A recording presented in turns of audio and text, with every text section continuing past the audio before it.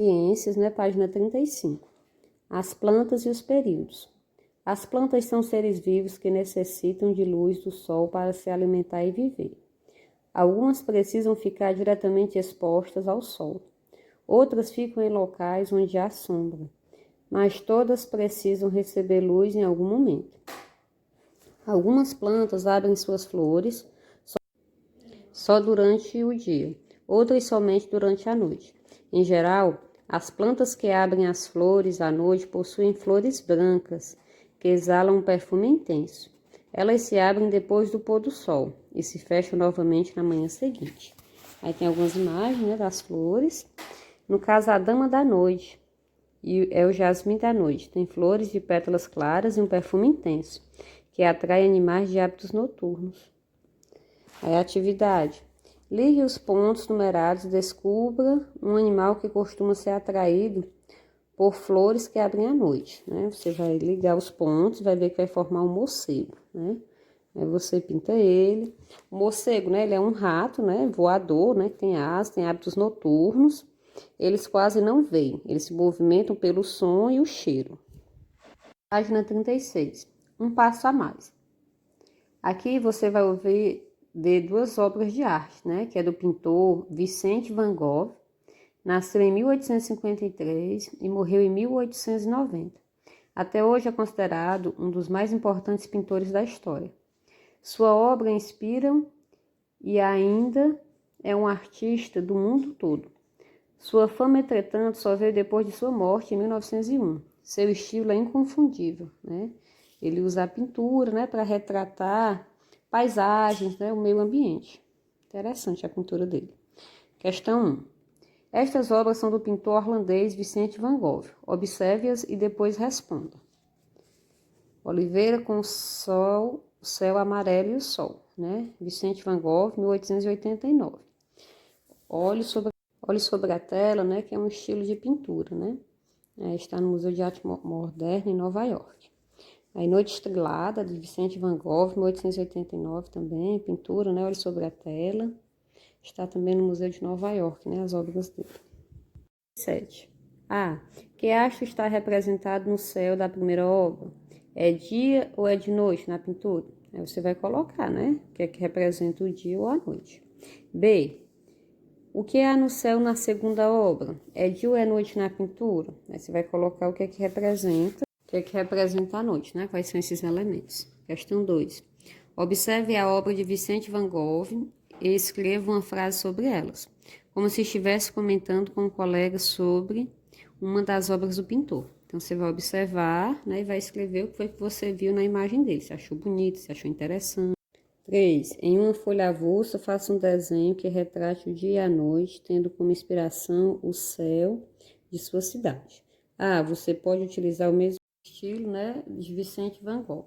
B. Não se esqueça de dar um título à sua obra, né? Você faz o desenho no seu caderno e dá um nome ao seu desenho, a pintura, viu?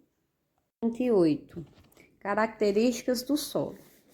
Você vai observar os dois locais mostrados nas imagens. O que eles possuem de semelhante e diferente? 2. Você acha que esses solos abrigam os mesmos tipos de seres vivos? Explique. 3. Qual desses solos foi mais modificado pelo ser humano? 1. É a vista da floresta amazônica em Alta Floresta, Mato Grosso, 2014. Né? Do outro 2. Pomar de laranja em Conchal, São Paulo, 2010. Você vai aprender sobre como o solo é formado, diferença e semelhança dos solos, permeabilidade do solo. Então, você vai observar quais as características, né, da floresta e quais as características da laranjeira. Aí você vai colocar o tipo de solo que tem. 40. Você vai observar o que é o solo.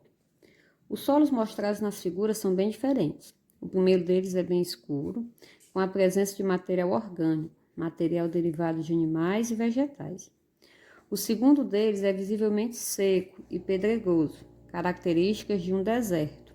Apesar de o primeiro deles ser o mais adequado à agricultura, é importante discutir que mesmo os solos, a princípio impróprios, podem adequadamente ser cultivados, como acontece em muitas regiões de Israel e do Oriente Médio. é possível que surjam relatos de cultivo em regiões particulares do Brasil, enfatizando que cada solo requer cuidado adequado e a seleção correta de plantas para o cultivo. Então, o solo, chamado comumente de terra, ocupa a maior parte da camada do planeta. Ele tem grande importância para os seres vivos, inclusive para os seres humanos. As características dos solos podem variar. Dependendo do lugar, os solos podem ter composição, aparência e até mesmo cheiros diferentes. Observe a fotografia a seguir, que mostra um solo de duas paisagens naturais brasileiras, que é o solo do Manguezal, na região de Foz do Rio Preguiça, em Barreiras, Maranhão, 2013, que eu já falei. E o solo da Caatinga, da Lagoa do Piauí, em período de estiagem, Parque Nacional Catimbu, em Ubirim, Pernambuco, 2014. Né? Um solo é fértil e o outro é arenoso, né? Que é mais difícil ter vida. Mas o solo, ele sendo bem tratado, né, com os elementos adequados, ele pode sim produzir e se tornar um solo fértil, né, para cultivar plantas. Página 41. Após observar a fotografia da página anterior, escreva duas características de cada solo. O solo do manguezal, você vai escrever o que eu expliquei. O solo da caatinga, também o que eu expliquei. Lê para conhecer. Dia Nacional da Conservação do Solo. Você sabia que no dia 15 de abril é comemorado oficialmente o Dia Nacional da Conservação do Solo? Você sabia que esta data é instituída por uma lei federal?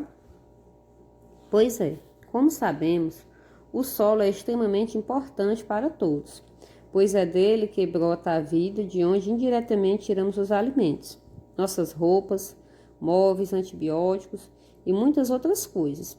E sobre ele que crescem as florestas, onde vivem os animais e muitos seres que mantêm o equilíbrio da natureza, sendo que sem o solo não sobreviveríamos.